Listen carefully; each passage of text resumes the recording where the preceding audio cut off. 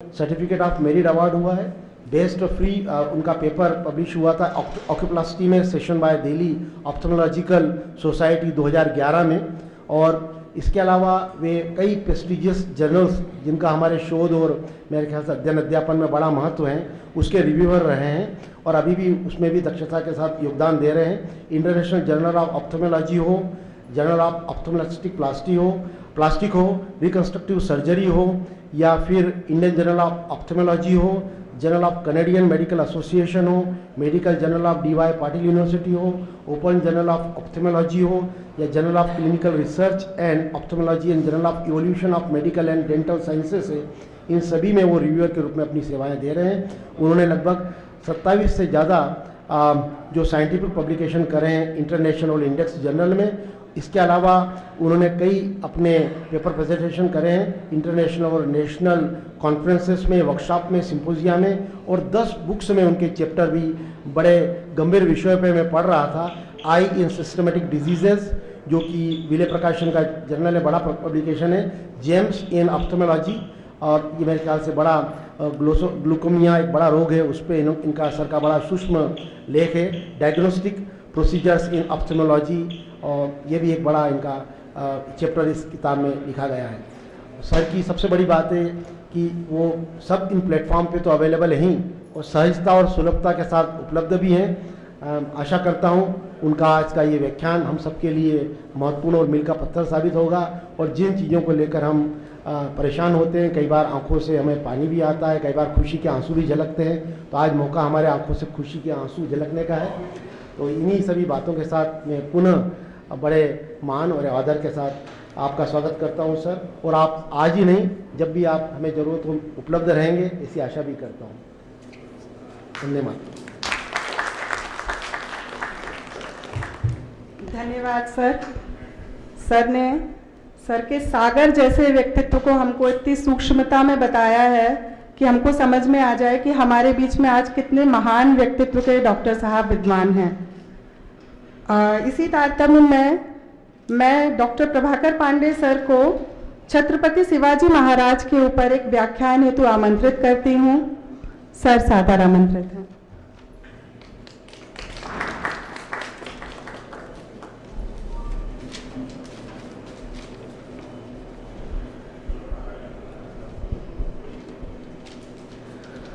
परम श्रद्धेय मंच और यहाँ उपस्थित सभी सुधीजनों को मेरा प्रणाम।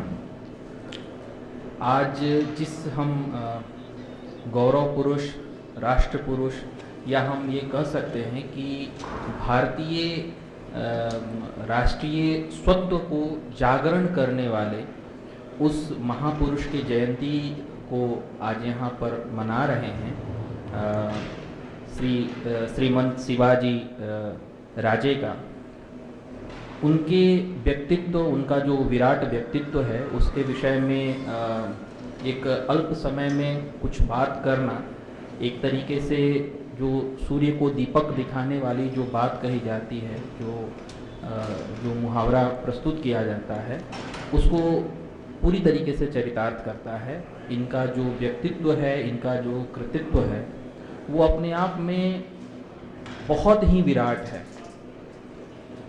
आप कल्पना करिए कि आज जो हम भारत का मानचित्र देख रहे हैं, यदि इसमें मराठा साम्राज्य का विस्तार, जो कि उत्तर से लेके और दक्षिण में, मतलब पूरे ये महाराष्ट्र और कर्नाटक और नीचे तक जो है, ये अगर नहीं होता तो किस तरीके से भारत का विखंडन होता। ये स्पष्ट है कि आज जो भारत में स्वतंत्रता प्राप्ति के बाद जो हमें भारत का विखंडन देखने को मिला, उसमें कहीं ना कहीं जहां मराठा साम्राज्य का प्रभाव नहीं रहा है, वो क्षेत्र जो है वो कहीं ना कहीं भारत के उस पूरे राष्ट्र के एक रूप में जो है हमें प्राप्त नहीं हुए।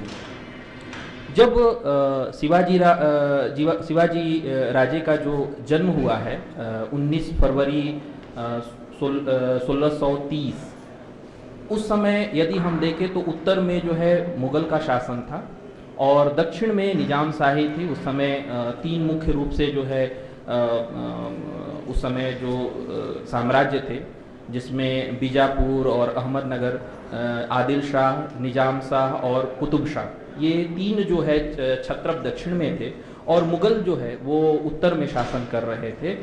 और ये शासन जो है इसमें जो सबसे महत्वपूर्ण था, मुगलों ने जो है पूरे भारत में जो है एक इस तरह की भावना को जो है पुष्ट कर दिया था कि अब कोई जो है, क्योंकि विजयनगर साम्राज्य के पतन के बाद जो है ये उनका एक कहीं ना कहीं एक स्थापित जो है नैरेटिव था कि अब हिंदू जो है वो उनका जो है साम्राज्य स्थापित नहीं हो सकता। और ऐसे समय में जब कहा जाता है कि उत्तर में जो है शाहजहां की अय्यासी चल रही थी और दक्षिण में जो है निजाम शाही की जो है बर्बरता चल रही थी, उस समय जो है श्रीमंत शिवाजी साहब का जो है वो जन्म होता है।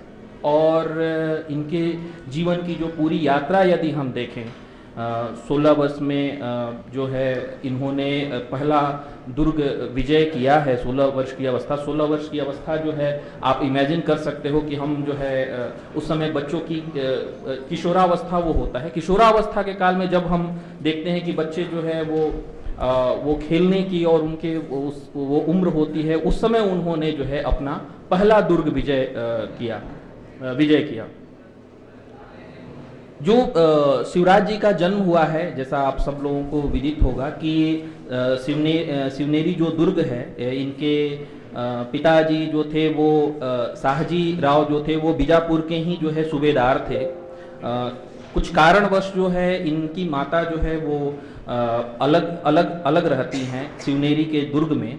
तो एक तरह से शिवाजी को जो है पिता का सानिध्य नहीं मिला, तो माता जो है हमारे भारतीय सनातन संस्कृति में माता को प्रथम गुरु माना जाता है, लेकिन शिवाजी के जो है प्रथम गुरु, द्वितीय गुरु और तृतीय गुरु, वो तीनों के तीनों इनकी माता ही रही हैं। आध्यात्मिक गुरु के रूप में जो है फिर हमें जो है ये उनके अन्य गुरुओं का जो है जिक्र मिलता है, लेकिन जो इनके प्रधान जो तीनों गुरु हैं वो उनकी माता जीजाबाई ही हैं। और जीजाबाई ने जो है जो इनको प्रारंभिक इनके जीवन में जो उन्होंने रामायण और महाभारत की शिक्षाओं के माध्यम से जो इनको एक शौर्य की, जो इनके अंदर जो राष्ट्रभक्ति की, जो इनके अंदर जो स्वत्व की भावना की जो उन्होंने बीज आरोपित किया, वो उसका प्रभाव हमें जो है उनके पूरे जीवन में देखने को मिलता है। और ये कहा जा सकता है इनके लिए कहा जाता है जो 74 में इन्होंने हिंदवी साम्राज्य की जो स्थापना की, हिंदू पादशाही जो 1674 में इन्होंने हिंदवी साम्राज्य की जो स्थापना की, उसमें जो इन्होंने जो आगे चलकर जितने नीति और शासन संबंधी नियम बनाए, आप देखें तो उसमें स्पष्ट रूप से जो है हमें कौटिल्य के अर्थशास्त्र का, शुक्र नीति सार का जो है स्पष्ट प्रभाव देखने को मिलता है। और क्या उन्होंने नीतियों में, कुछ नीतियों के विषय में मैं आगे चल के जिक्र करूंगा। एक पूरी जो है इनकी जीवन यात्रा है, उसमें जो है इन्होंने बीजापुर के जो है आदिल शाह के साथ इनका पूरा संघर्ष रहा है, जिसमें आदिल शाह ने जो है अफजल खां, आप लोगों ने बहुत सुना होगा कि किस तरीके से अफजल खां ने जो है इनको दबोच लिया था, फिर इन्होंने अपने वो सिंह नख के माध्यम से उसका जो है पेट फाड़कर जो है उसको मारा। तो जो अफजल खां था वो इनके साथ जो है समझौता करने आया था, ऐसा उसने कहा कि हम आपके साथ एक संधि करना चाहते थे, लेकिन इन्हें पता था कि जो है ये जो निजाम है ये कभी भी जो है एक तरीके से ईमानदारी से कार्य नहीं कर सकते, ये धोखा देंगे ही देंगे। और वो हुआ भी कि अफजल खां से जब गले मिलते हैं तो अफजल खां ने इनके पीठ पर जो है छुरा घोंपा था। वो अलग बात है कि इन्होंने जो है लोहे की वो पहन रखी थी, और ये एक विषय है जो इन्होंने अपने पूर्ववर्ती शासकों से जो सीखी थी कि हमें जो है विश्वास नहीं करना है इन अफगानों पे, इन मुगलों पे जो है, या इन निजामों पे हमें विश्वास नहीं करना है, ये इनके पूरे उस सैन्य संगठन में देखने को मिलता है कि ये अपने पूर्ववर्ती शासकों की तरह ऐसे नहीं थे कि अगर सामने वाला अगर आपको शांति के लिए मैसेज कर रहा है तो आप पूरी तरीके से उसके बहकावे में आ जाओ, उसके जो है पीछे उसकी क्या मंशा है उसको आप न भांपो। तो इसलिए जो है हम ये जो बात ये करते हैं कि कई बार ये कहा भी जाता है कि इनमें जो है कौटिल्य और महाराणा प्रताप दोनों का जो एक कॉम्बिनेशन है, महाराणा प्रताप और कौटिल्य दोनों का कॉम्बिनेशन जो है शिवाजी राजे में जो है देखने को मिलता है। अद्भुत इनका जो है जीवन वृत्त रहा है, कई युद्ध इन्होंने किया, और सबसे बड़ी बात इन्होंने जो संगठन के गुण इन्होंने ये स्थापित किया कि हमें युद्ध केवल हम करने के लिए जीतना, जो युद्ध को जीतने को लेकर जो है इन्होंने महत्व दिया कि युद्ध केवल युद्ध करने के लिए नहीं, या हमें युद्ध को अगर हम पे थोपा गया तो हम केवल और केवल पूरे उस वीरता से हमें लड़ना है और मर जाना है। इन्होंने इस चीज को स्थापित किया कि हमें लड़कर मरना नहीं है, हमें जीतना है। तो इन्होंने पूरा एक पर्पस दिया, और इनकी जो कहा जाता है जो मावलों की जो इन्होंने पूरी फौज इकट्ठा की, वो लड़के ही थे। वो पश्चिम का जो है पूरा जो कोस्टल एरिया है, यदि आप देखें तो उस कोस्टल एरिया में मालवा जो है वो कम्युनिटी है जो कि बहुत अधिक लड़ाकू हैं, उनमें डेडिकेशन है, लेकिन वो संगठित नहीं है। उनको संगठित किया, उनको जो है उनको लेकर उन्होंने युद्ध किया, और उस युद्ध के साथ साथ उन्होंने जो है पूरे इस हिंदवी साम्राज्य की स्थापना की। एक कविता जो है जो इन्होंने इनके ऊपर लिखी गई है, जो ये लिखा है, वेद राखे विदित पुराण पर सिद्ध राखे, राम नाम रख्यो अति रसना सुघर में, हिंदुन की चोटी रोटी राखी है सिपाहिन को, कांधे में जनेऊ राख्यू माला रखी घर में, मीड़ी राखे मुगल मरोड़ी राखे पात शाह, बैरी पीसी राखे बरदान राख्यो कर में, राजन की हद राखी तेग बल शिवराज, देव राखे देवल स्वधर्म राख्यो घर में। ये भूषण की कविता है, शिवराज बावनी से ये लिया गया है। तो अभी समय बहुत अल्प है, इसलिए इस पर विशेष विवेचन नहीं कर सकते हैं, लेकिन ये इस पूरी कविता में जो है अगर आप इसको पढ़ें तो आपको पता पड़ेगा कि उस समय क्या स्थिति थी और किस स्थिति से जो है ये भूषण कवि ने उन सारे जो है उन प्रसंगों को स्पष्ट किया है। तो ऐसे थे हमारे छत्रपति शिवाजी महाराज, और इनको जितना पढ़ा जाना चाहिए, भारतीय इतिहास में पढ़ाया जाना चाहिए, वो अभी नहीं है। महाराष्ट्र में तो इनको लेकर जो है पूरी अवेयरनेस है, लेकिन बाकी के प्रदेशों में जो है भारत के उतनी अवेयरनेस नहीं है। तो आप सब लोगों को इनके विषय में अवश्य जो है ये करना चाहिए। धन्यवाद।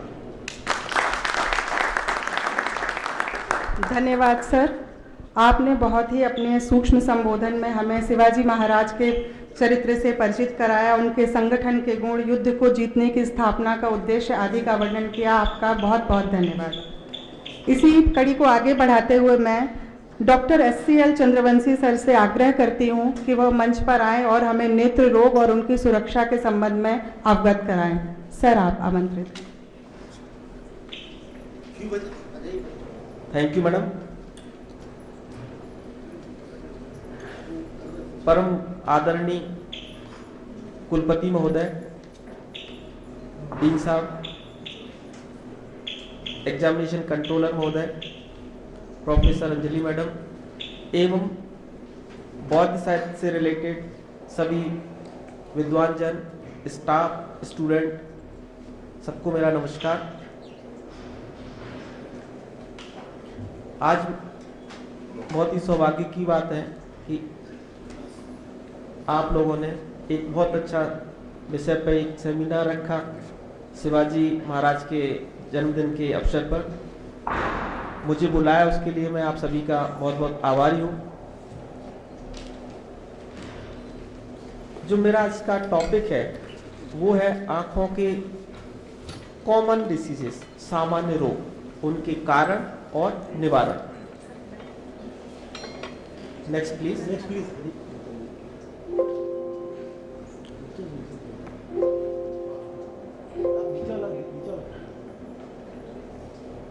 जो पहली डिसीज है वो है डायबिटिक रेटिनोपैथी।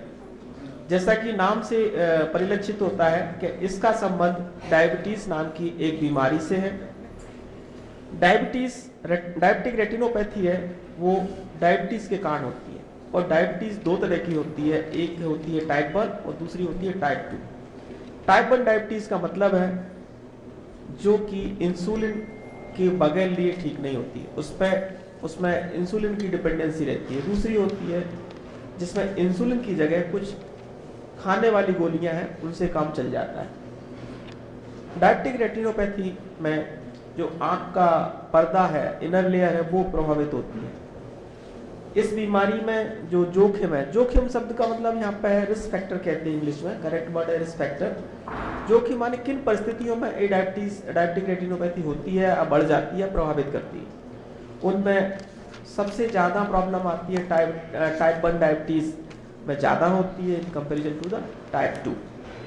दूसरा रिस्क फैक्टर है अनकंट्रोल डायबिटीज़। यदि डायबिटीज़ आपकी कंट्रोल नहीं है तो आपको डायबिटिक रेटिनोपैथी होने के बहुत ज़्यादा चांसेस हैं। आपका HbA1c 8 से ज़्यादा है, प्रेगनेंसी है, BP साथ में ज़्यादा है, या फिर डायबिटीज़ का ड्यूरेशन बहुत ज़्यादा है, 6 साल से ज़्यादा है, तो आपको काफ़ी चांसेस है डायबिटिक रेटिनोपैथी हो जाए। इसका लक्षण क्या होते हैं? वैसे तो डायबिटीज़ जो है शरीर के हर अंग को प्रभावित करती है, किडनी, ब्रेन और आँख, स्किन, बहुत सारे, पूरा कोई सिस्टम बचा नहीं जिसका अफेक्ट ना करे, लेकिन आँख पर विशेष रूप से प्रभावित करती है। इसके कारण कभी कभी मोतियाबिंद भी बहुत जल्दी आ जाता है, डायबिटिक रेटिनोपैथी होती है। इसका मेन लक्षण है वो है रोशनी का कम हो जाए, पेशेंट को कम दिखने लगेगा।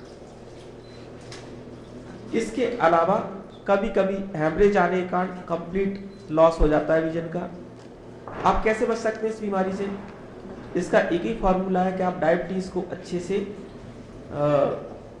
समझें, उसको ध्यान से लें, और उसका जो इलाज है वो प्रॉपर तरीके से लें।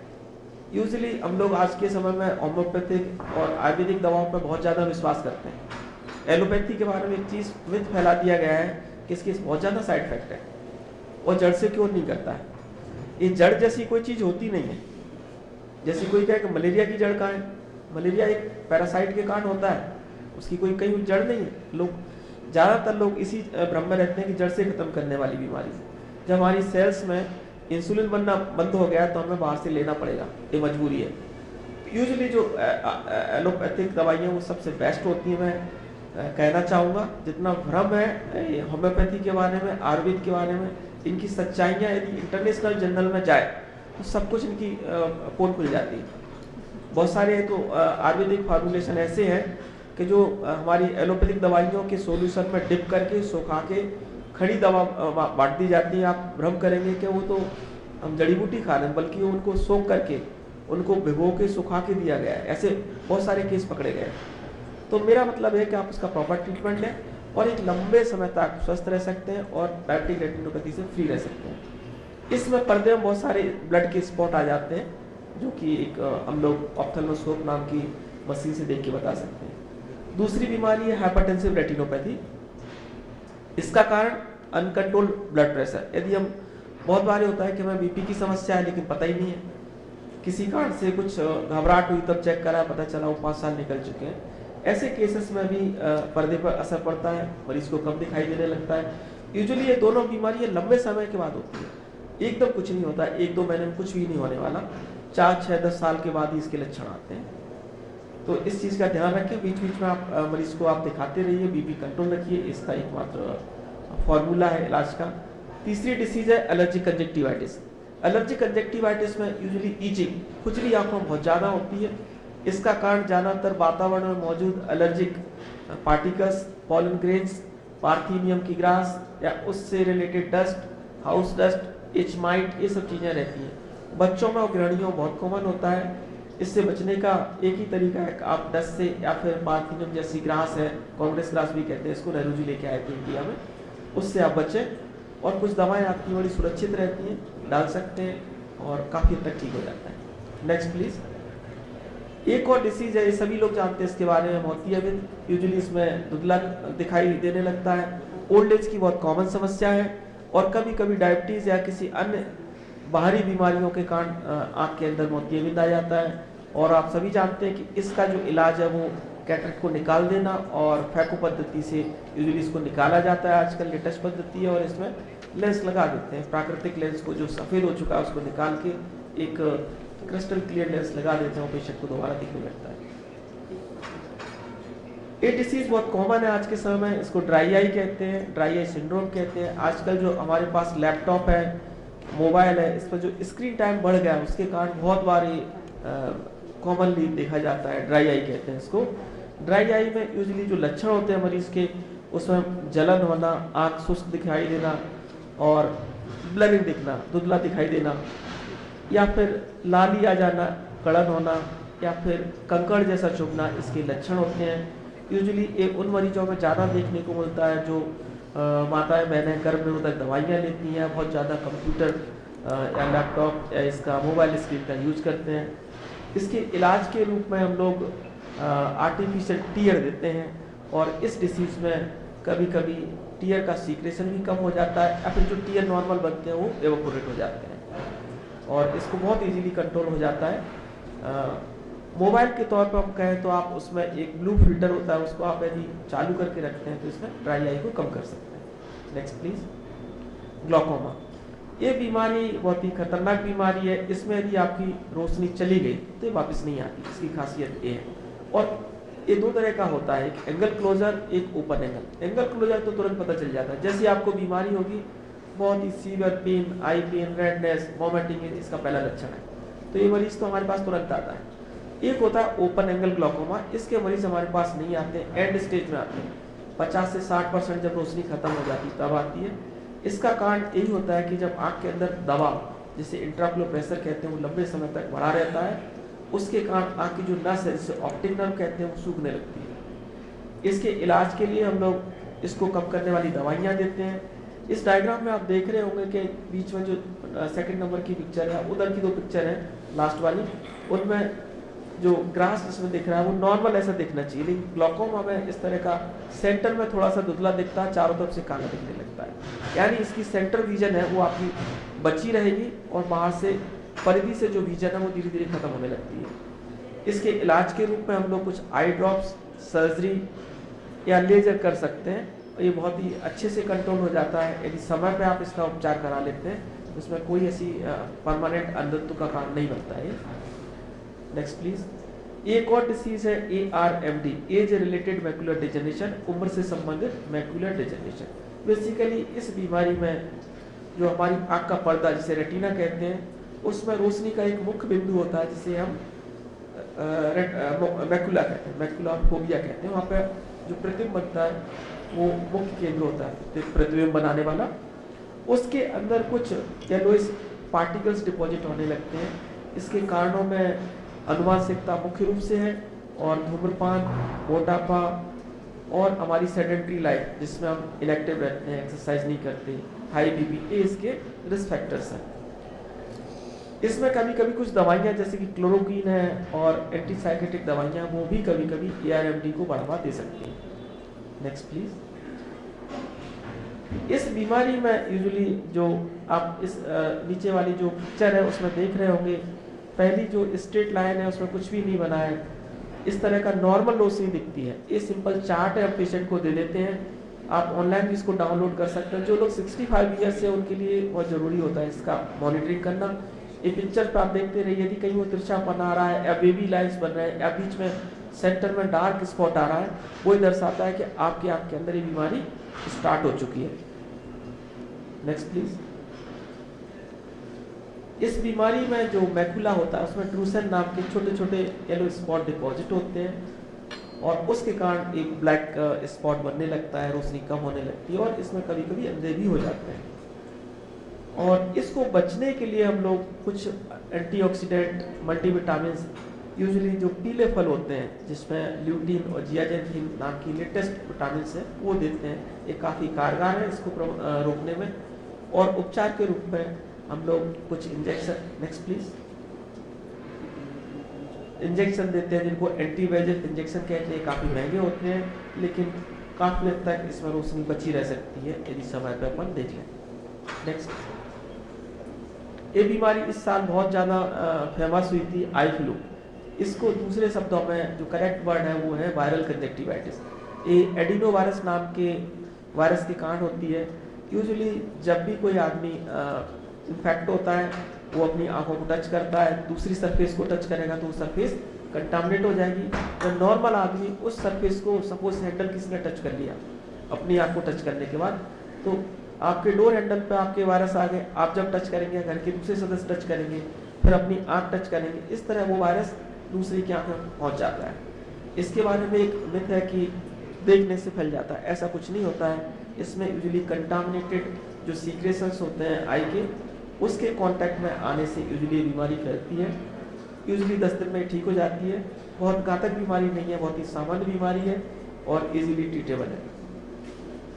और कॉमन डिसीज में हम बात करें तो प्रेसबायोपिया नाम की एक डिसीज होती है, इसको जरा दृष्टि भी कहते हैं। यूजुअली ये बीमारी 40 साल के बाद स्टार्ट होती है। इसका पहला लक्षण है कि आपको पास का जो दिखना होता है वो कम हो जाता है, धुंधला होने लगता है। यूजुअली जो लोग 40 के नियर होंगे या उसको क्रॉस कर रहे होंगे, उनका अपना एक्सपीरियंस होगा कि वो चीज़ों को यहाँ पढ़ने की जगह यहाँ पे पढ़ के देखते हैं, दूर ही करते हैं। जो नॉर्मल आपकी डिस्टेंस 30 सेंटीमीटर, 40 पे आते आते 35 सेंटीमीटर, 40 सेंटीमीटर पर देख पाते हैं क्लियर, यानी पास का दिखना धीरे धीरे कम होता जाता है। इसका मुख्य कारण जो लेंस होता है, ह्यूमन लेंस आँख के अंदर, उसकी प्रॉपर्टी होती है फोकसिंग करना, लचीलापन। वो लचीला उम्र के साथ कम हो जाता है। इसके कारण नियर वाले ऑब्जेक्ट के लिए फोकस नहीं होता है और उसके लिए हमें चश्मे की जरूरत पड़ती है। यूजुअली इसमें जो पहला लक्षण है, आपको पास का दिखेगा नहीं और उसके बाद फिर आपको सिर दर्द होने लगेगा। यदि आपने उस समय अपने इलाज नहीं लिया या बहुत कोशिश की प्रेशर डाल के पास का देखने का, तो हल्का सा सिर दर्द स्टार्ट होता है। ये कोई घातक बीमारी नहीं है, चश्मा आप लगा लेंगे, क्यूरेबल है, बहुत ही इजीली है। 40 इयर्स पे +1 का चश्मा देते हैं और हर 2 साल में 0.25 बढ़ जाएगा। इसका मतलब ये हुआ कि 42 इयर्स में आपका +1.25 का चश्मा लगेगा और 45 साल में जाके +1.5 का चश्मा हो जाएगा और ये यूजुअली कंटिन्यू रहता है +3 तक। Next please. ये बीमारी है जिसको मायोपिया के नाम से जाना जाता है। हिंदी में इसको निकट दृष्टि दोष कहते हैं। ये बच्चों में बहुत कॉमन होती है। ओल्ड एज में मोतियाबिंद के आने की स्टेज में कभी कभी देखने को मिलती है, बच्चों में बहुत कॉमन है। इस डिसीज में यूजुअली अनुवांशिकता का बड़ा रोल है। जिनके माता पिता पहले से माइनस का चश्मा लगाते हैं, उनको मायोपिया होने के बहुत ज़्यादा चांसेस हैं। यदि दोनों पेरेंट्स लगाते हैं तो ज़्यादा चांसेस है, एक पेरेंट्स लगाते हैं थोड़े कम चांसेस हैं। नेक्स्ट, इस बीमारी में यूजुअली दूर की चीज़ें स्पष्ट रूप से दिखाई नहीं देती हैं और इससे बचने का जो आजकल जो मेन कारण है कि इंडोर एक्टिविटीज़। आजकल हम बहुत ज़्यादा इंडोर एक्टिविटीज़ करते हैं, बड़ी बड़ी बिल्डिंग्स हैं, दूर देखने की आवश्यकता से ख़त्म हो गई है। ज़्यादातर जो विजन का लिमिटेशन एरिया है वो सीमित हो गया है। इस कारण आजकल मायोपिया बहुत ज़्यादा होता है। बच्चे घंटों तक पढ़ते हैं, आजकल ऑनलाइन पढ़ाई बहुत ज़्यादा कॉमन है। ये इसके रिस्क फैक्टर है। इसके इलाज के लिए 3-4 पद्धतियाँ हैं, उनमें से एक है चश्मा, दूसरा है कॉन्टैक्ट लेंस, तीसरा है लेजर पद्धति। चश्मा तो सभी जानते हैं, चश्मे से बिल्कुल ट्रीटेबल है। कॉन्टैक्ट लेंस लगाने से कभी कभी इन्फेक्शन के चांसेस हैं, लेकिन सीमित समय के लिए शादी या इस तरह के समारोह में जो लोग चश्मा पसंद नहीं करते वो लगा सकते हैं।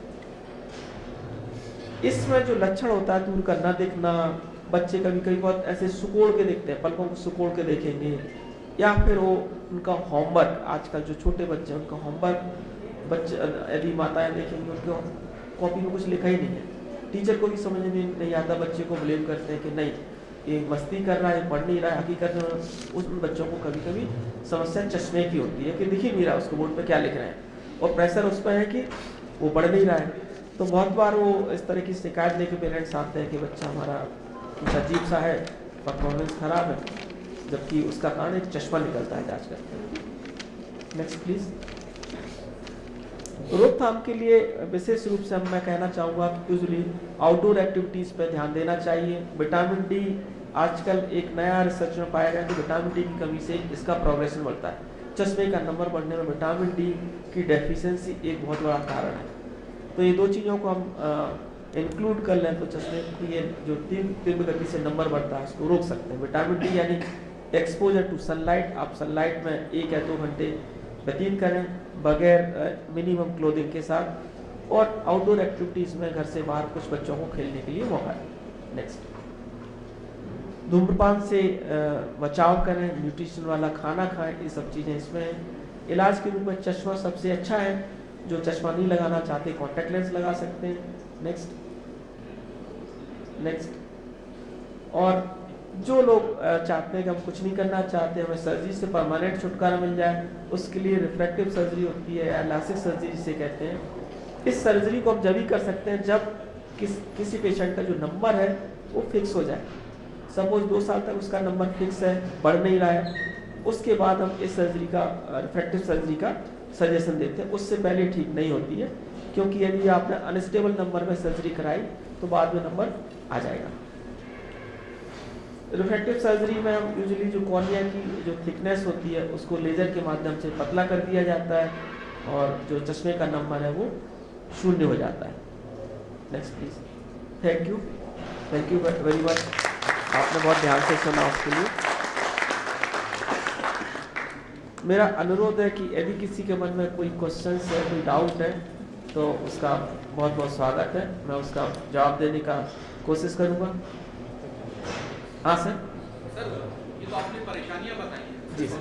अब जैसे हम लोग हैं जी स्टेज पे हैं, जी सर। तो स्टेज पे हम लोगों को चश्मे आगे लग जाएंगे या लग चुके हैं, जी। तो उसके हल क्या है जिससे हम प्रिवेंटिव मेजरमेंट ले लें, जिससे कि हम बच सकें?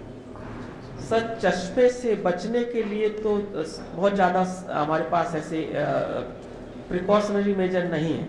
जैसे फॉर एग्जांपल 40 साल में लेंस का सिकुड़ना, फैलने की क्षमता कम होगी, तो एज से रिलेटेड प्रॉब्लम है, वो सभी लोग फेस करते हैं और सभी को फेस करना पड़ता है। उसका उपचार ही है कि पास का चश्मा लगाएं। और दूसरे टाइप के चश्मे हैं, सपोज मायोपिक है, तो उसके लिए यूजुअली बचपन में देखने को मिलता है। मैंने बताया हेल्दी डाइट है, आपकी सेडेंटरी लाइफ नहीं होना चाहिए, एक्सरसाइज आपकी लाइफ का एक पार्ट होना चाहिए, और ये सब कॉमन चीज़ें हैं। इसमें जेनेटिक्स का बड़ा रोल रहता है। यदि जेनेटिक्स से यदि माइनस का चश्मा आ रहा है, मायोपिया है, तो वो हमें नहीं बचा सकता, उससे आप नहीं बच सकते। विद्यार्थी पूछना चाहेंगे?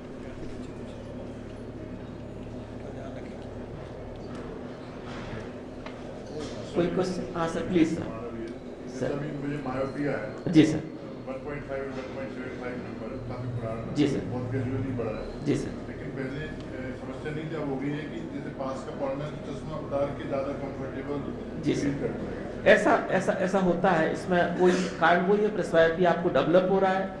पहले चश्मा जो था आपका माइनस का था, और अभी एज सर आपकी कितनी है? 41।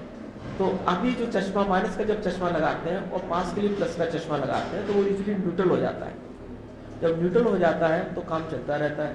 लेकिन जैसे जैसे आपका नंबर बढ़ेगा तो वो न्यूट्रलाइजेशन खत्म हो जाता है, और नंबर आपको पास डबल बाईफोकल चश्मे की जरूरत पड़ेगी। यानी आपको दूर का भी चाहिए, साथ में पास का भी चाहिए। लेकिन पास के बिना चश्मे के तो कंफर्टेबल है। हाँ, वो इसलिए सर कि जो आपका माइनस का है ना, यदि आपका 0 है और 40 मान लो आपका 0 पावर होता है, 0 पावर होता है, तो 40 का लगा के तो आपका कितना हो गया?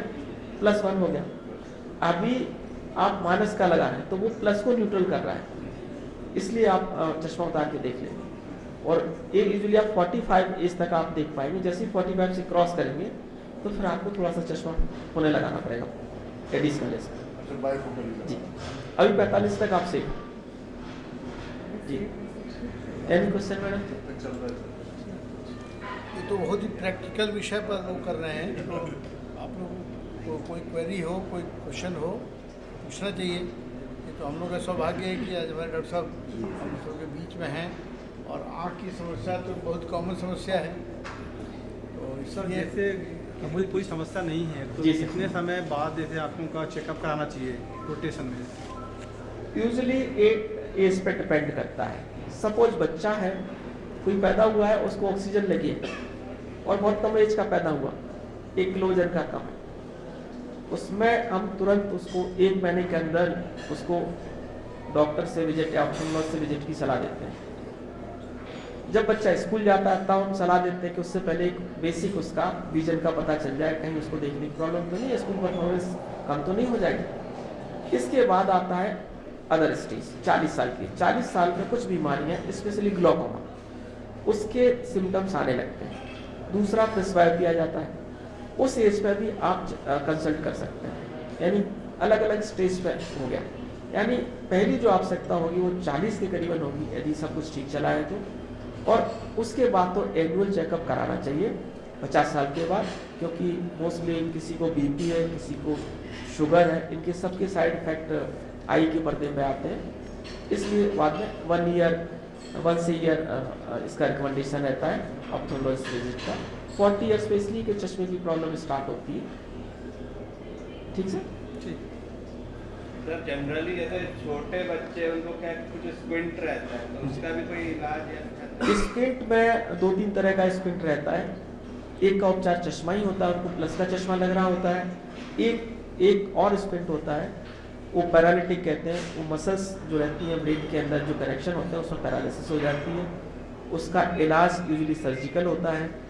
और तीसरा होता है एक फिजियोलॉजिकल, कभी कभी होता है, कुछ 2 साल 3 साल की एज में रहता है, 4-5 साल तक आते आते वो अपने आप गायब हो जाता है। तो जैसे मेरा बालक 6 साल का है, जी, तो बचपन में तो काफी ज्यादा लगता था, अभी धीरे धीरे कम हो रहा है, तो मोस्ट प्रोबेबल उसको आगे जाके के पूरा सही हो जाएगा कि कुछ करवाना?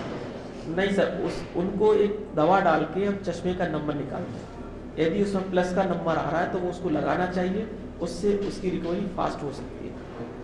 यूजुअली चश्मा प्लस का चश्मा बच्चों में कॉमन होता है, उसमें सबसे ज़्यादा आँख अंदर की तरफ जाती है, उसमें अंदर की तरफ जाती है कि बाहर की तरफ जाती है? मतलब बाहर की तरफ, अब मैं भी इतना श्योर नहीं बता पा रहा हूँ। अंदर मतलब ये देखता है कि ये बाहर जा रहा है। अंदर का मतलब नाक, ऐसे अंदर की तरफ, नाक की हाँ, तरफ। ऐसा मतलब दोनों तरफ देख के तो एक अंदर की तरफ ज्यादा झुकाव है। दोनों ही परिस्थितियों में बेस्ट तो ये है कि उनके चश्मे की जांच कराई जाए दवा डाल के। तो आप सर्जरी बोल रहे हो कि सुटेबल? सर्जरी डिपेंड, पहला तो ये कि डिपेंड करता है कि वो किस टाइप की स्क्विंट है। यदि दवा से ठीक होने वाली है, चश्मे से ठीक होने वाली है, तो ऑपरेशन की जरूरत नहीं है।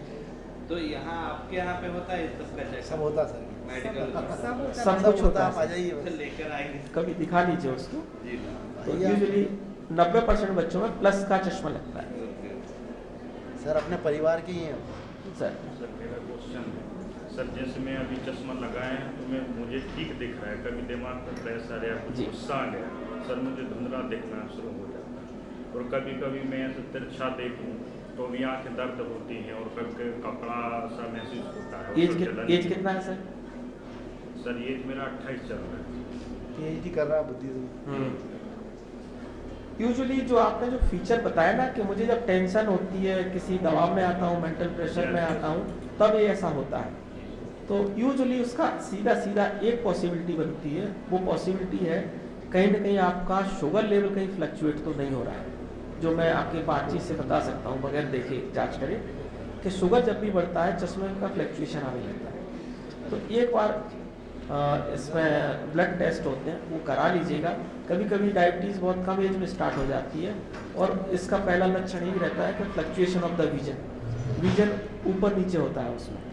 ठीक है, स्पेशली जब आप किसी ने कुछ प्रॉब्लम आ गई, किसी ने डांट दिया, कोई टास्क पूरा नहीं हो पाया, या फैमिली प्रॉब्लम आ गई, उसमें कॉर्टिसोल लेवल ज़्यादा सीक्रेट होता है, और उसमें यूजुअली हाइपरग्लाइसीमिया बढ़ जाता है, ब्लड शुगर बढ़ जाता है, और चश्मे में नंबर चेंज हो जाता है लेंस का। तो सर ऐसा भी होता है, अभी मैंने चश्मा निकाल लिया तो आपका चेहरा मुझे क्लियर नहीं, ये तो नॉर्मल है, और थोड़ी देर में आप ये नॉर्मल है, ये एकोमोडेशन फोकसिंग का सिस्टम है आई का, नॉर्मल चीज़ है, इसमें आपको परेशान होने वाली बात नहीं है। चश्मा लगाएंगे तब देखने लगेगा, उतार लेंगे तो धुंधला दिखेगा। चश्मा लगाई इसलिए जा रहा है कि आपको स्पष्ट दिखे, उतारने के बाद देखे तो चश्मा कौन लगाएगा?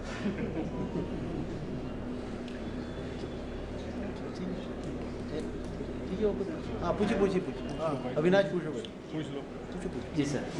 जैसे like example during research work जी। लैपटॉप पे काम करते हैं, हाफ एन आवर में ये फील होने लगता है कि आंखें थक गई हैं, हाँ। लेकिन अगर मोबाइल पे रील्स देख रहे हैं या काम चल रहा है तो आंखें थकी हुई फील नहीं करती हैं।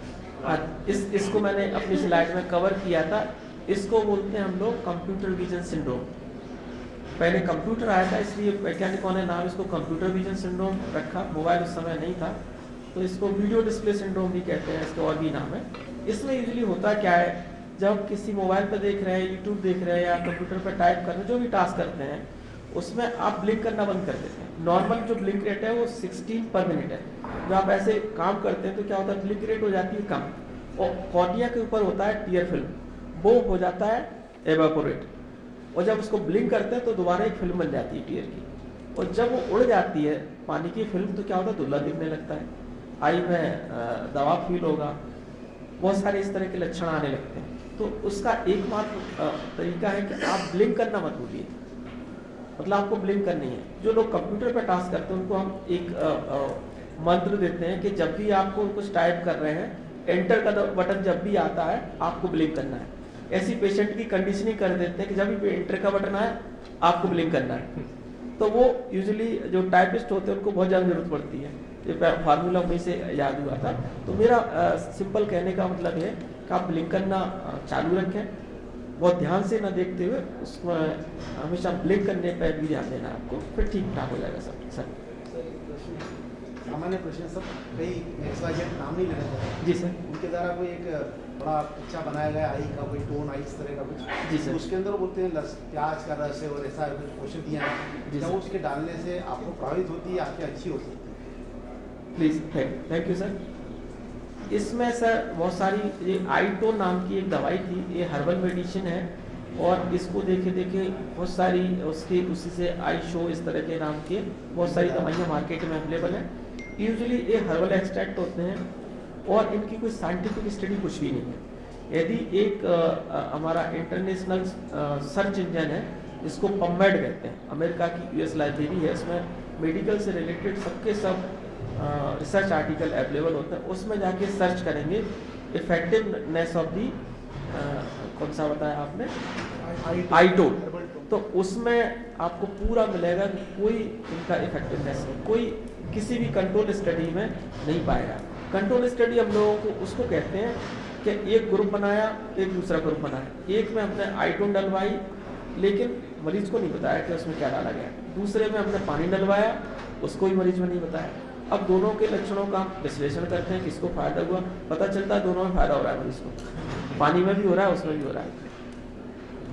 तो इस तरह की स्टडी कोई बहुत ही पुख्ता नहीं है जिसमें हम कह सकें कि बहुत ही कारगर दवाई है किसी भी चीज़ में, चश्मे के नंबर को रोकने में, मोतीबिंद के प्रिवेंशन में, ऐसा कोई उनका रोल खास नहीं है। बस ये कि बहुत सारी मार्केट ड्राइवर चीज़ें होती हैं, चलती हैं।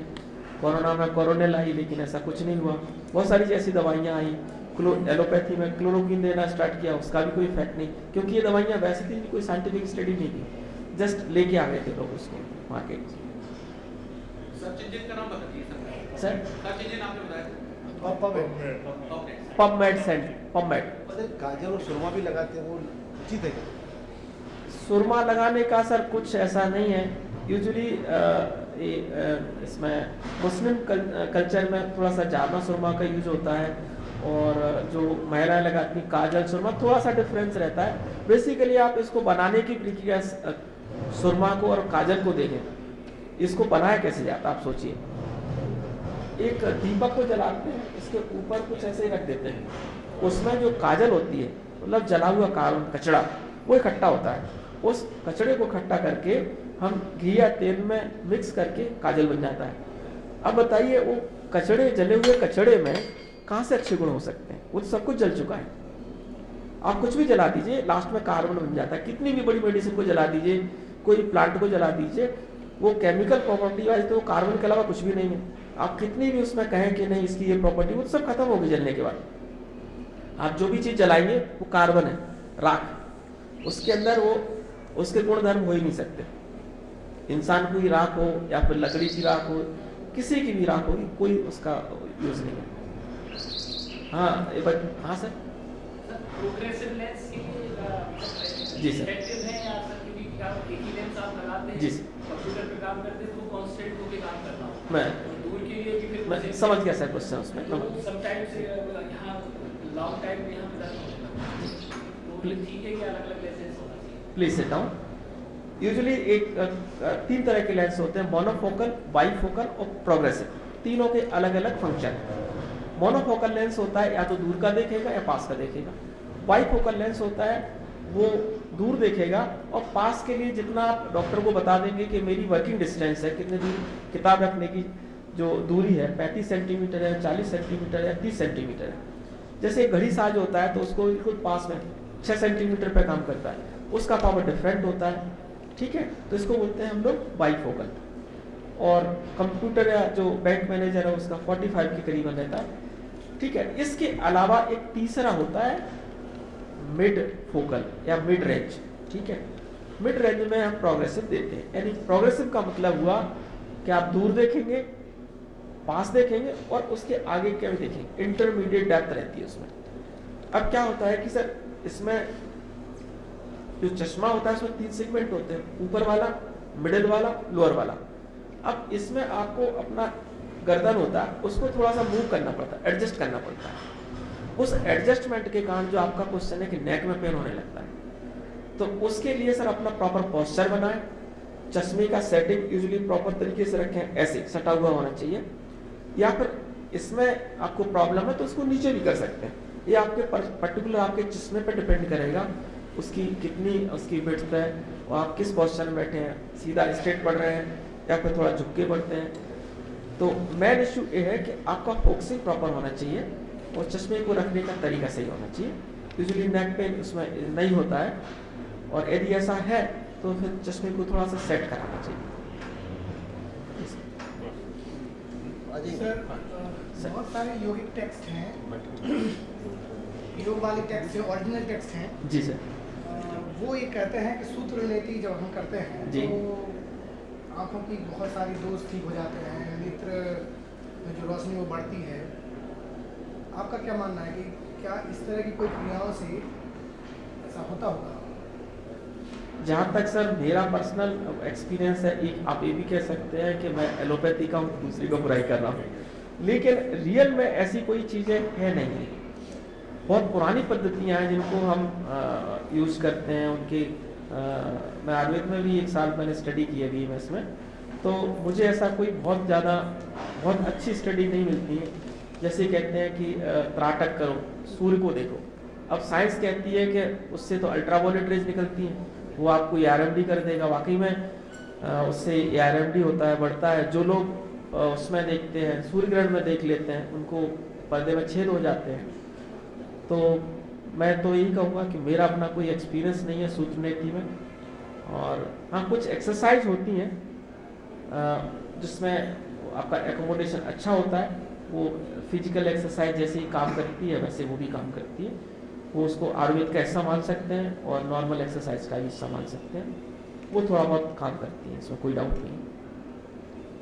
कन्वर्जेंस एक्सरसाइज कहते हैं, वैसे पास में देखना, दूर देखना, इस टाइप की एक्सरसाइज होती है। कुछ बेसिक एक्सरसाइज बता दीजिए। वैसे तो सर आई ऊपर वाले ने आई को इतना अच्छे से बनाया है कि आई के लिए 6 नर्व्स, किसी बॉडी पार्ट में इतनी नर्व सप्लाई नहीं है। नर्व माने पूरा कंट्रोल सिस्टम ब्रेन का। 6 नर्व सिर्फ आँख को दी हैं उसमें, ताकि वो अच्छे से काम करे। आपको किसी एक्सरसाइज की जरूरत नहीं है, किसी आई ड्रॉप की जरूरत नहीं है, क्योंकि हम जो टीयर बनता है आई की, नेचुरली टीयर बनता है, उसमें करीबन 25 तरह के उसमें एंटीबायोटिक्स ऑलरेडी मिक्सड है। हमें ना तो आई ड्रॉप की ज़रूरत है, ना हमें किसी एक्सरसाइज की ज़रूरत है। ज़रूरत है तो हमारे जो उम्र के साथ जो डिसीज होती हैं, जैसे BP है, शुगर है, इन सब चीज़ों पर ध्यान देना। हाँ, एक चीज़ है कि आज के पॉल्यूशन के समय अपन बाहर जाते हैं, बहुत सारी डस्ट चली जाती है। आप बाहर से आते ही एक बार आँख साफ पानी से धो लीजिए, दैट्स ऑल। इसके अलावा किसी तरह की आपको आई ड्रॉप्स की या एक्सरसाइज की ज़रूरत नहीं है। खाना अच्छा खाना चाहिए। खाने में यूजुअली जो विटामिन हैं, स्पेशली जो येलो जो फ्रूट्स रहते हैं या जो सब्जियां रहती हैं, वो काफ़ी अच्छी रहती हैं। Thank you. हाँ सर, बिल्कुल। क्या हम ये कह सकते हैं कि जो IMA है, इंटरनेशनल मेडिकल एसोसिएशन जी, वो जो रिसर्च कर रहा है वो कम्युनिज्म को बेस करके कर रहा हो? क्योंकि अगर हम ये चीज़ मान रहे हैं कि हमारे टेक्स्ट में कुछ चीज़ मेंशन है, हाँ, तो वो काफ़ी टाइम से प्रोसेस में चल रहा है, वर्क हो रहा है, हाँ, लेकिन अमेरिकन एसोसिएशन बोल देती है कि नहीं ऐसी कोई नहीं है। तो ये तो कह नहीं सकते ना कि हो सकता है कि वो इन्फ्लुएंस ज़्यादा हो कम्युनिज्म वाले चीज़ों से, तो वो उन्हीं चीज़ों की रिसर्च पे ज़्यादा फोकस करती हो। ठीक है आपका क्वेश्चन। देखिए आईएमए तो अपना कोई रिसर्च स्टैंड नहीं है।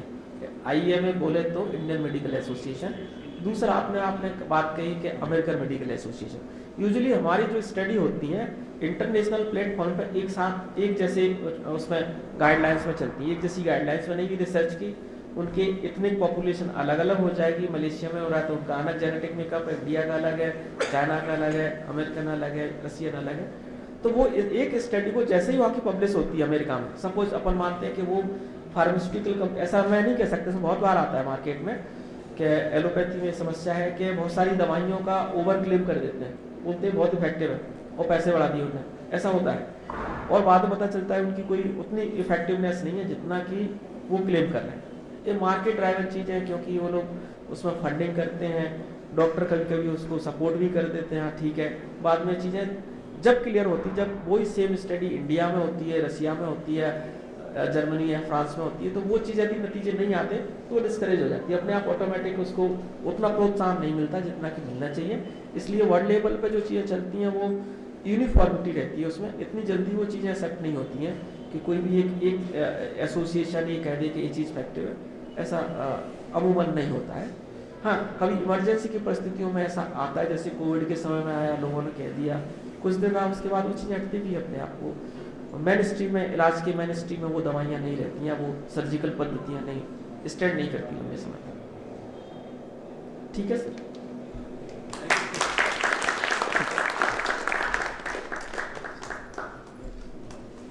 धन्यवाद सर। सर के ज्ञान से भरपूर ओजस्वी उद्बोधन के पश्चात मैं कार्यक्रम की अगली कड़ी में अध्यक्षीय उद्बोधन हेतु आदरणीय कुलगुरु महोदय को आमंत्रित करती हूँ।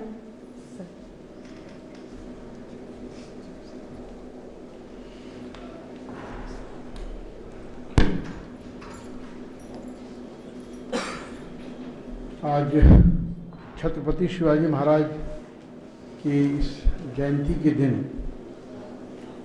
राष्ट्र को राष्ट्र प्रेम का नेत्र देने वाले और हम सबको यहाँ पर नेत्र की रक्षा कैसे करें, नेत्र के संबंधित जो रोग हैं क्या हैं, कैसे हैं, क्यों होते हैं, लक्षण क्या क्या होते हैं और उनके निराकरण के क्या उपाय हैं, इस विषय पर एक बहुत ही लाइवली लेक्चर उद्बोधन डॉक्टर साहब चंद्रवंशी साहब का हुआ।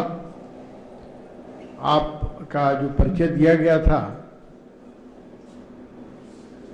जो आपकी विद्वत्ता है, आपका जो रिसर्च है, उसका एक सहज भाव से सामान्य लोगों के बीच में कैसे संप्रेषण हो सकता है, ये हमने देखा। बहुत ही सहज, बहुत ही एक आम लोगों की भाषा में और आम लोगों को समझाने का जो आपने प्रयास किया वो बहुत ही सरल भी था, बहुत सरस भी था और बहुत ही ज्ञानवर्धक था। आप हमारे बीच आए और आपने हमें बहुत समय दिया। ये औपचारिक धन्यवाद तो बाद में आए होगा, लेकिन मैं व्यक्तिगत रूप से भी और इस विश्वविद्यालय के कुलगुरु होने के नाते भी आपका बहुत ही व्यक्तिगत रूप से भी बहुत बहुत आभार व्यक्त करता हूँ कि आपकी जो उपलब्धता है और सहजता है वो हम सबको भविष्य में भी प्राप्त हो। और जैसे मैं अपनी डॉक्टर अंजलि से और डॉक्टर नीतू श्रीवास्तव आज का अभी नहीं हैं, कुछ छुट्टी पर हैं, इन लोगों से भी कहा कि हमारा आउटरीच एक्टिविटीज़ कैसे बढ़े। हम अपने संस्थान के लिए तो बने ही हुए हैं, लेकिन हमारी उपयोगिता सामान्य समाज के लिए कैसे हो सकती है, तभी उससे हमारे प्रोफेशन की भी सार्थकता सिद्ध होती है। तो समय समय पर हम अपने संस्थान से आगे निकलकर जन मध्य जाकर जो अपनी परिधि से बाहर के लोग हैं उनके बीच संपर्क करके और उनको भी जागृत करें, उनको अवेयर करें, तो एक उसकी हमारी जस्टिफिकेशन भी होता है हमारा। और जो अभी चाहे भारतीय शिक्षा पद्धति आई है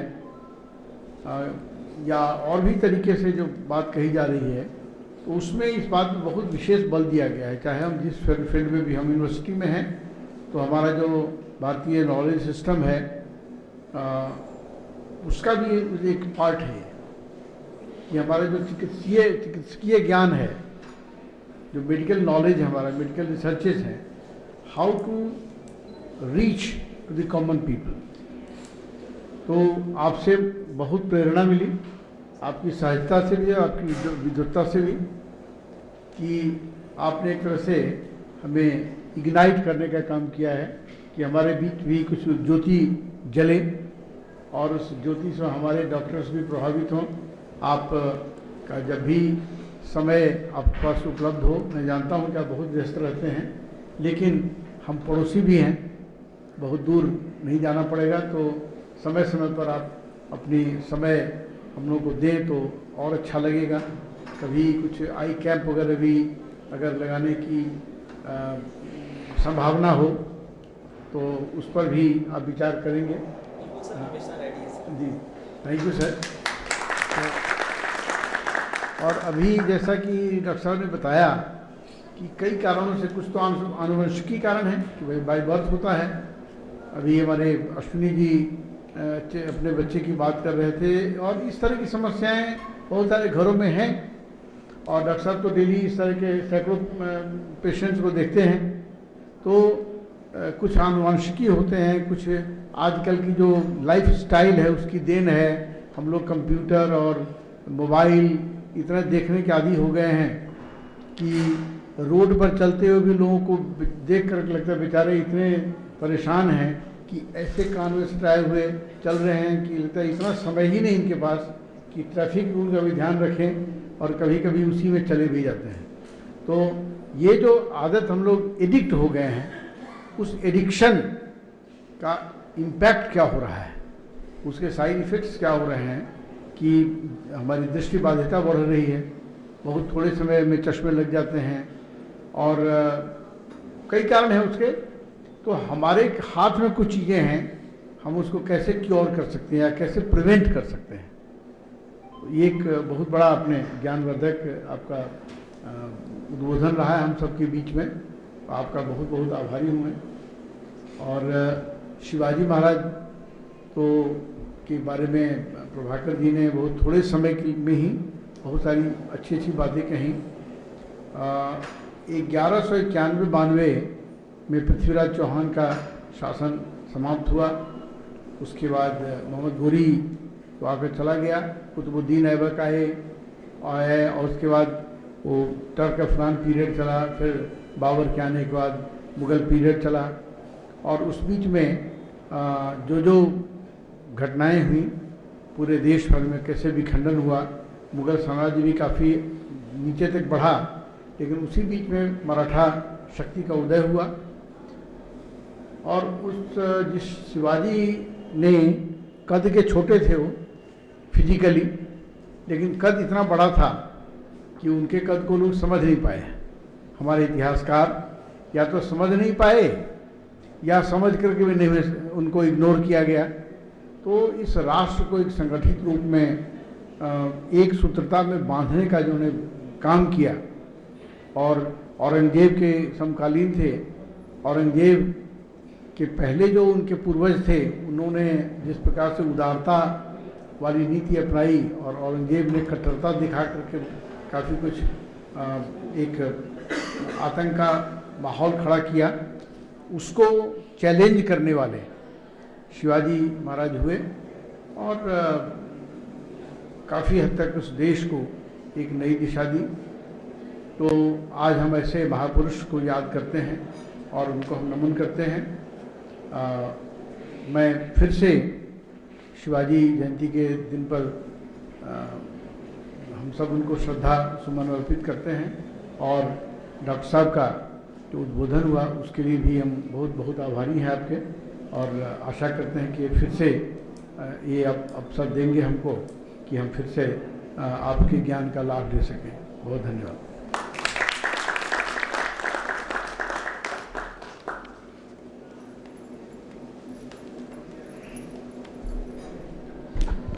बहुत बहुत धन्यवाद सर। मैं पर्सनली भी हृदय से आभार व्यक्त करती हूँ कि सर ने हमें प्रेरित किया कि आप इस तरह का कार्यक्रम कीजिए। फिर हमारे अधिष्ठाता महोदय सर ने हमें इसमें पूर्ण सहयोग प्रदान किया। डॉक्टर चंद्रवंशी सर का बहुत आभार व्यक्त करती हूँ कि वो बहुत सहजता से यहाँ पर आए और उन्होंने हमें अनुग्रहित किया। इसी तारतम्य में धन्यवाद ज्ञापन के कार्यक्रम हेतु डॉक्टर राहुल सिद्धार्थ सर को मंच पर आमंत्रित करती हूँ।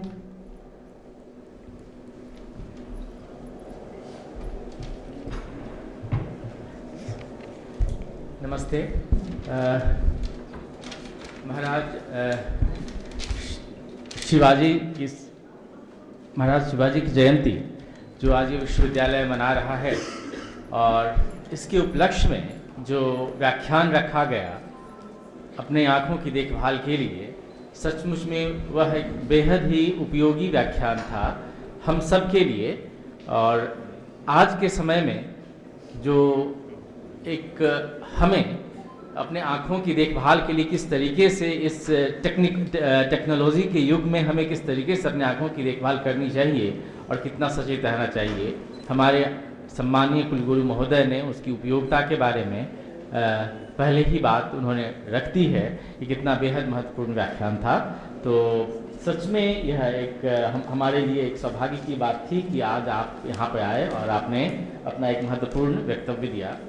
इससे पूर्व डॉक्टर प्रभाकर पांडे जी ने शिवाजी महाराज पर जो बातें रखी वह सचमुच में एक राष्ट्रीयता के आईने में और भारतीय राजनीति के परिप्रेक्ष्य में एक बहुत ही महत्वपूर्ण पड़ाव है।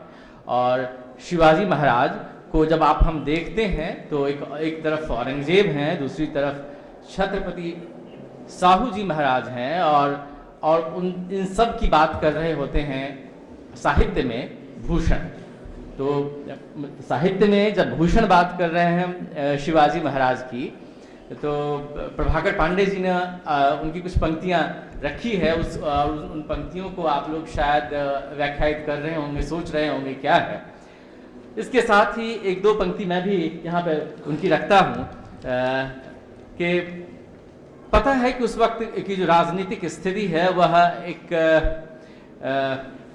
विखंडन की स्थिति है जिसकी तरफ कुलगुरु महोदय ने इशारा किया, संकेत किया।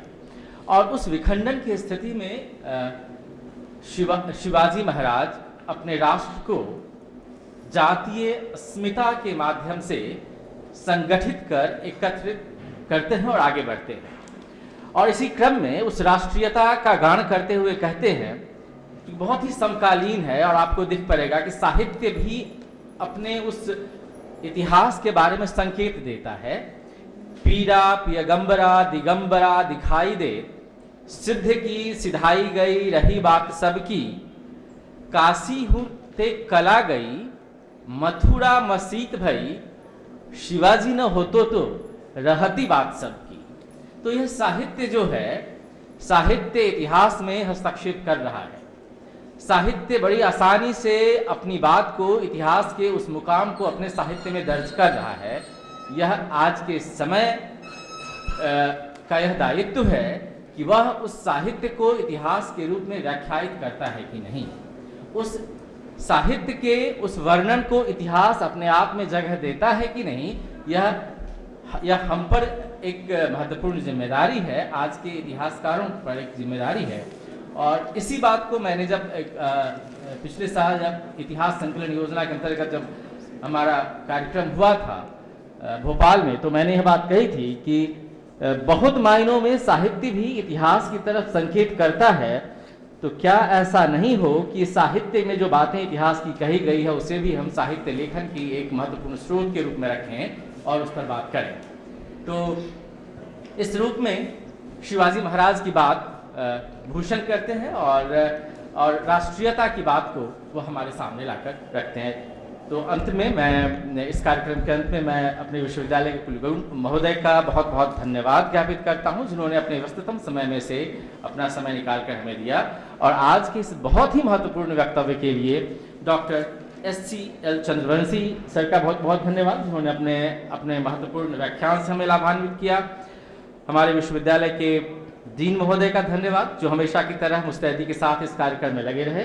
हमारे परीक्षा नियंत्रक महोदय चंद्रवंशी साहब का धन्यवाद, और इसके साथ ही इस कार्यक्रम की संयोजिका डॉक्टर अंजलि दुबे मैम का धन्यवाद, जिनकी वजह से यह कार्यक्रम संपन्न हो पाया। आप सभी का धन्यवाद इसमें शिरकत करने के लिए, और आपकी अनुमति से इस कार्यक्रम की घोषणा करते हैं। धन्यवाद। सर को वंदे मातरम गायन हेतु मंच पर आमंत्रित करती हूँ।